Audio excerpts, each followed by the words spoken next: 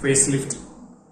Today I'll be doing facelift under local anesthesia, and I have infiltrated a few minutes back, approximately half an hour back or 45 minutes back, and then drapery, and then we're about to start this one. And what I will be doing is, so I'll be doing the total facelift, the classic facelift by mastectomy. So I'll expose this part a little bit to the skin from this. So I'll make the incision along the hairline, and then post-auricularly, and they extend it here. And then before that one, I'll do some amount of liposuction in the jowls area and in the pre and infra-auricular areas, and then in the neck also. So then I'll elevate the skin flaps. Then do the mastectomy, close this wound.